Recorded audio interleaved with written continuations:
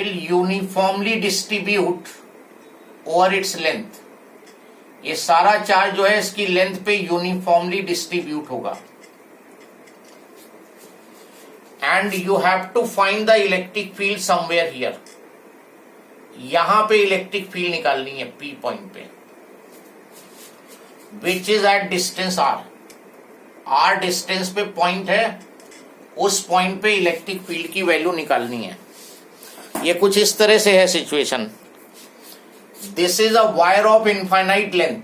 Infinite length का wire है, इसको चार्ज तुमने दिया और इससे सर्टेन डिस्टेंस पे क्या इलेक्ट्रिक फील्ड की वैल्यू होगी. अभी जैसे चार्ज की वजह से तुमने फील्ड निकाली थी, अब इस इनफाइनाइट लाइन चार्ज की वजह से इलेक्ट्रिक फील्ड की वैल्यू फाइंड करनी है using the Gauss theorem.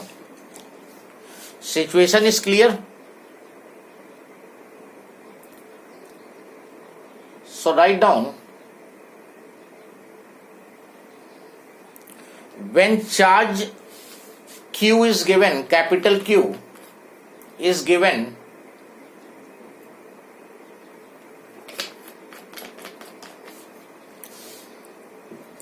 to long wire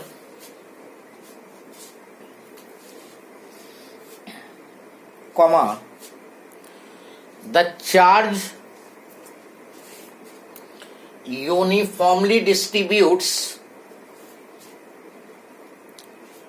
over its length.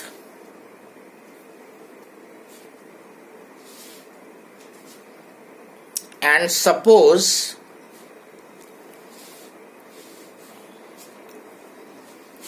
फिर से देखो क्या है. This is infinite line charge. इसको इस तरह समझ सकते हो, you have a very thin wire which is given charge Q, और जब इस वायर को चार्ज दोगे तो चार्ज इसकी लेंथ पे यूनिफॉर्मली डिस्ट्रीब्यूट हो जाएगा. And we are supposing here, suppose lambda be the linear charge density. यहां पे हमने एज्यूम किया है कि लेमडा जो है वो लीनियर चार्ज डेंसिटी है. इसका मतलब होता है charge per unit length, charge per unit length of the wire, और इसकी यूनिट होगी charge divided by length, coulomb per metre. ये लेमडा जो है वायर के लिए होगा particularly what charge reside on its unit length. उसके 1 मीटर लेंथ पे कितना चार्ज है या उसके 1 सेंटीमीटर पे कितना चार्ज है, दैट इज लेमडा. तो यहां पे जो चार्ज था वो यूनिफॉर्मली डिस्ट्रीब्यूट हुआ पूरी लेंथ पे, और हमने ये एज्यूम किया कि 1 सेंटीमीटर या 1 मीटर लेंथ पे जो चार्ज है वो कितना है, lambda. Any problem up to this step? Note it down. Okay, now इसको रब कर दे रहा हूं मैं. नेक्स्ट लाइन में write down, to find electric field at point P, to find electric field at point P, comma, consider cylindrical Gaussian surface, consider cylindrical Gaussian surface whose curved surface contains the point P.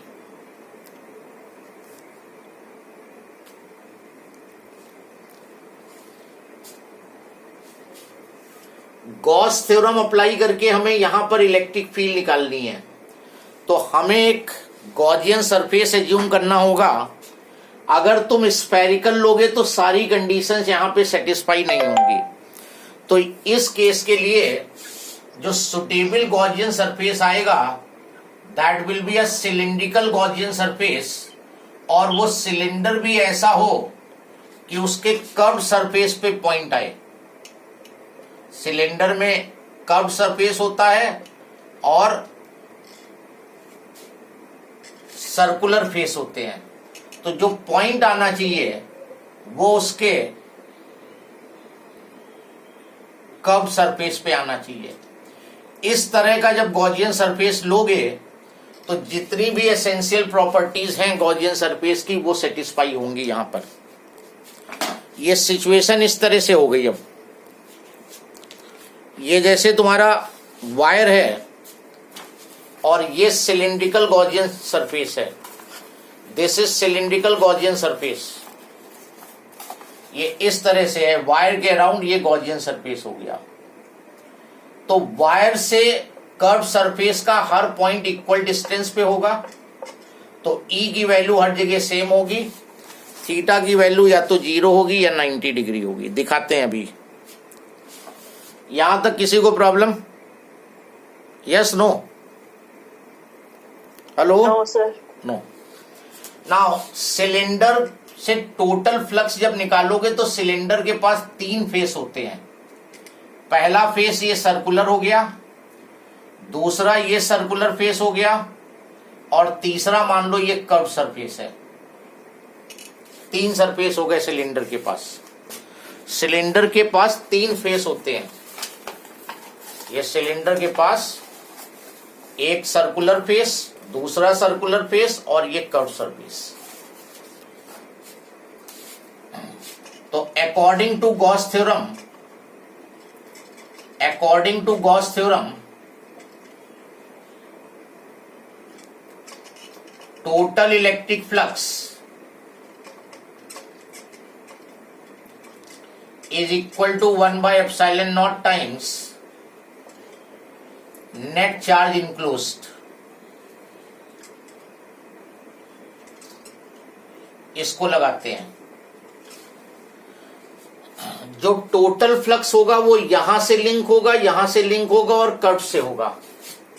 तो φ1 plus φ2 plus φ3, इससे जो flux link φ1, इससे जो flux link φ2 और curve surface से φ3, और ये होगा 1 by epsilon not times net charge enclosed.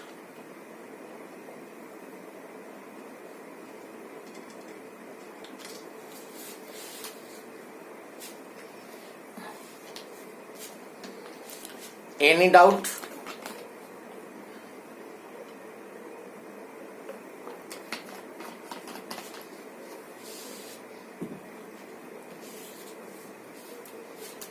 Now पहले फेस पे आओ, इस वाले पे आओ। इसका आउटवर्ड ड्रॉन नॉर्मल ये हो गया एरिया वेक्टर, और पॉजिटिव की इलेक्ट्रिक फील्ड अवे, तो इलेक्ट्रिक फील्ड इधर हो गई, थीटा की वैल्यू 90 हो गई। ये देखो, इसका आउटवर्ड ड्रॉन नॉर्मल ऊपर हो गया और वायर की इलेक्ट्रिक फील्ड इधर हो गई पॉजिटिव, तो दोनों के बीच में इलेक्ट्रिक फील्ड और एरिया वेक्टर के बीच में एंगल 90। इस वाले फेस पे आओ, एरिया वेक्टर इधर हो गया और इलेक्ट्रिक फील्ड इधर हो गई, थीटा यहां भी 90 हो गया। थीटा या तो 90 होना चाहिए एसेंशियल प्रॉपर्टी में या 0 होना चाहिए, और कर्व सरफेस पे स्मॉल एरिया लो है। इसका आउटवर्ड ड्रॉन नॉर्मल डीए हो गया स्मॉल एरिया, और पॉजिटिव की फील्ड भी इधर ही हो गई अवे, थीटा की वैल्यू 0 हो गई। तो कर्व सरफेस पे थीटा 0 आएगा, सर्कुलर फेस पे थीटा 90 आएगा। तो या तो थीटा 0 होना चाहिए या थीटा 90 होना चाहिए। कर्व सरफेस इक्वल डिस्टेंस पे है, ई की वैल्यू फिक्स होगी, कांस्टेंट होगी, सारी कंडीशन सेटिस्फाई होगी। अब अप्लाई करते हैं, φ1 आ जाओ।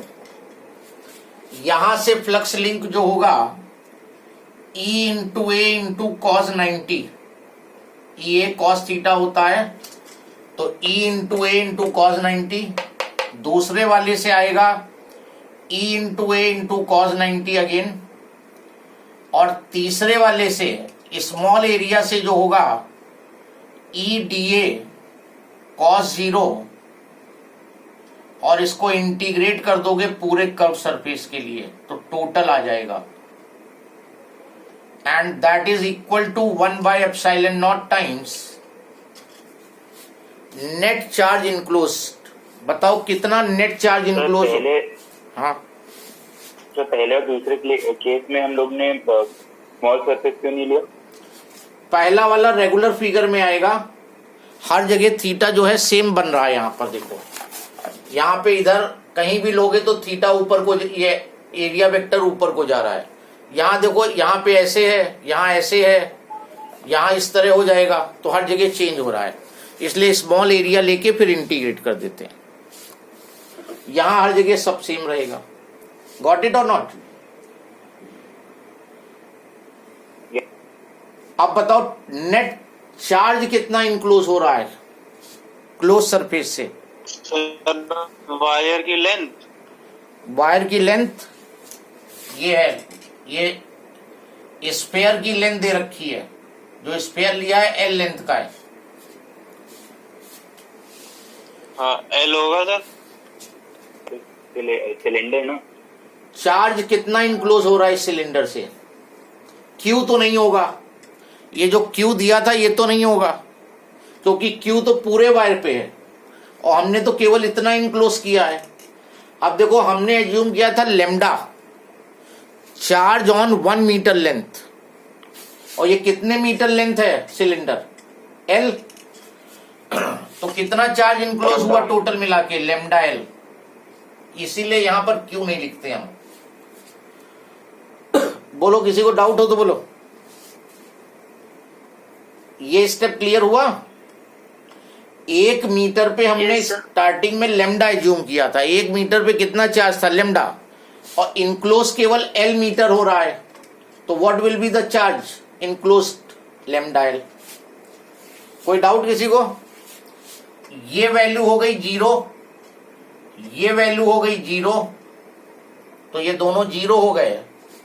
ये बचा integral E D A cos 0 is 1 lambda L, और ई हर जगह सेम है तो इंटीग्रल के बाहर चला जाएगा। ई सेम एवरीवेयर, तो ई आउटसाइड द इंटीग्रल। पूरे कर्व सरफेस के लिए डीए को इंटीग्रेट करोगे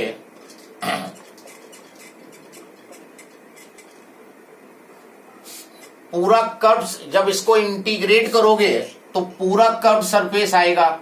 what is the curve surface of the cylinder का फॉर्मूला? सिलेंडर के कर्व सरफेस का फॉर्मूला 2 पाई आर एल। 2 पाई आर एल। 2 पाई आर एच पढ़ा होगा तुमने, 2 पाई आर और हाइट यहां पे L. This is the curve surface of cylinder. L cancel हो गया, तो चाहे सिलेंडर तुम छोटा लो चाहे सिलेंडर बड़ा लो, उससे फर्क नहीं पड़ेगा एक्सप्रेशन पे। तो ई हो जाएगा 1/2 पाई, नीचे ले आओ, 2 pi epsilon naught lambda upon R. This is the electric field due to infinite line. लेकिन ये बहुत ब्यूटीफुल नहीं दिख रहा है, बहुत अच्छा नहीं दिख रहा है, तो we will multiply by 2 and divide by 2। ऊपर नीचे दोनों 2 से मल्टीप्लाई कर दो, तो 1/4 pi epsilon naught 2 lambda by R. This is the final formula. ये फॉर्म प्रिफर करते हैं। इसमें क्या होगा कि इसकी जगह पे सीधे तुम 9 × 10⁹ रख दोगे 2 लैम्डा अपॉन आर। कोई स्टेप में किसी में प्रॉब्लम हो, कोई कंफ्यूजन हो तो बताओ।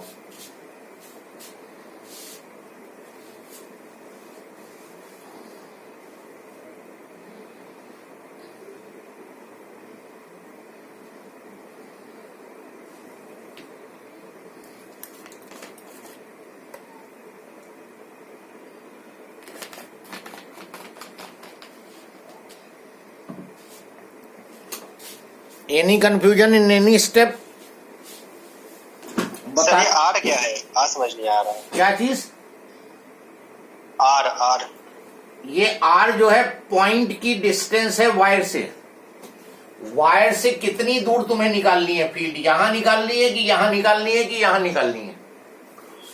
Are is this distance. जहां पे फील्ड निकालनी है उसकी डिस्टेंस वायर से।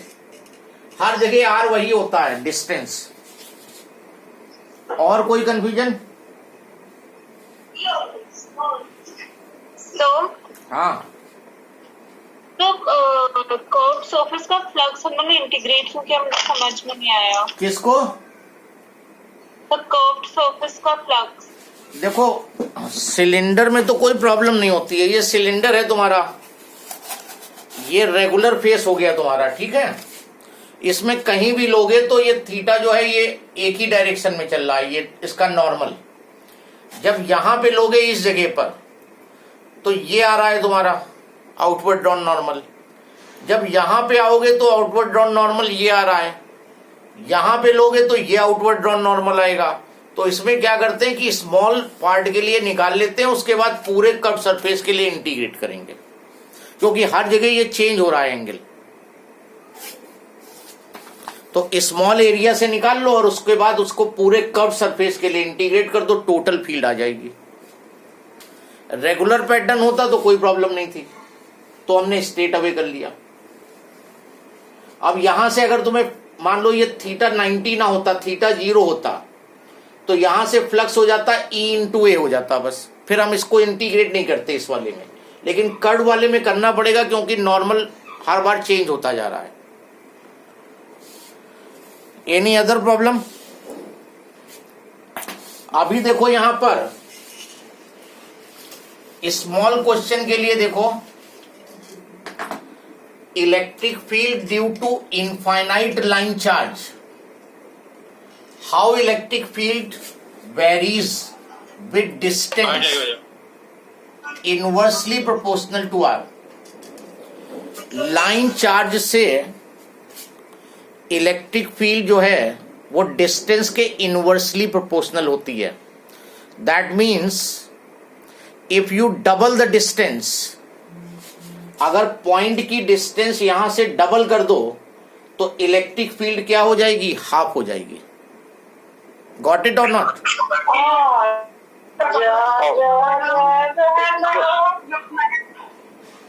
Hello, switch off your microphone.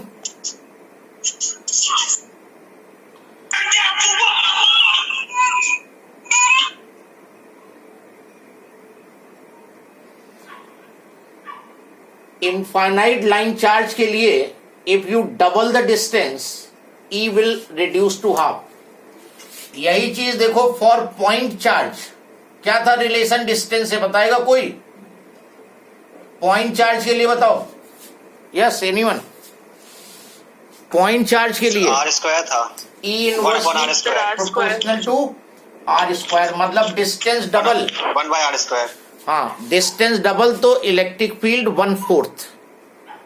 Distance doubled, electric field is 1/4। अच्छा, कहीं ये भी था, ये भी कहीं था। Yes sir. कब? Yes sir.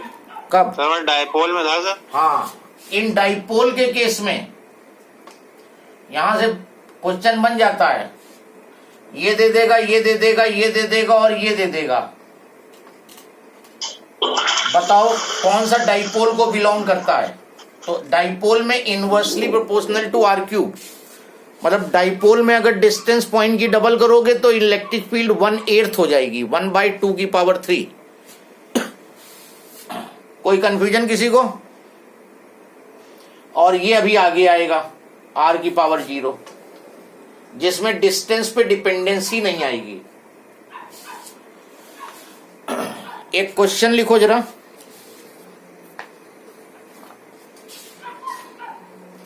Write down one question.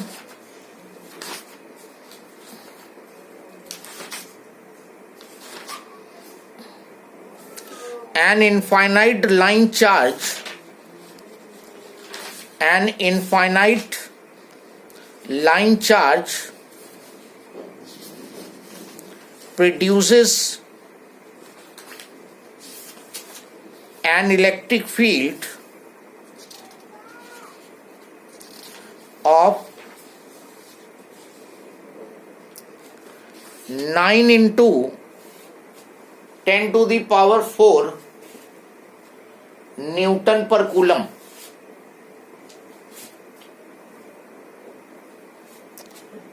At a distance of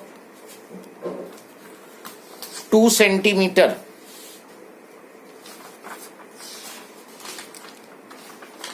What is the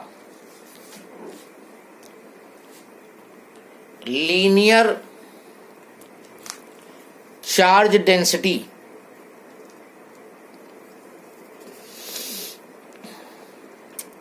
find कर लोगे?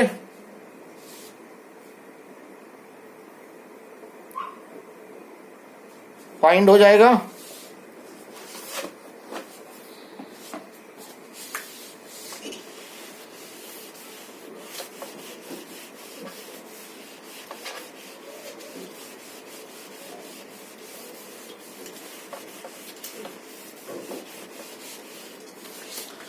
क्वेश्चन जो है वो इनफाइनाइट लाइन चार्ज, ये है infinite line charge. Electric field जो इसने यहां पे प्रोड्यूस की है sir 10 to the power -7. 10 to the power -7, yes. Electric field is 9 into 10 to the power 4 newton per coulomb. और डिस्टेंस पॉइंट की जो दी है आर की वैल्यू 2 सेंटीमीटर और लीनियर चार्ज डेंसिटी लैम्डा निकालना है। सीधे फॉर्मूला अप्लाई कर दो। E is equal to 1/4πε0 2 lambda upon R, अभी डिराइव किया है हमने। Electric field 9 into 10 to power 4, इसकी वैल्यू 9 into 10 to the power 9, lambda निकालना है और आर की वैल्यू 2 मीटर में कन्वर्ट कर लेना। और लैम्डा यहां से आएगा 10 to the power -7 और यूनिट जो होगी कूलम पर मीटर। कोई कंफ्यूजन हो तो बताओ।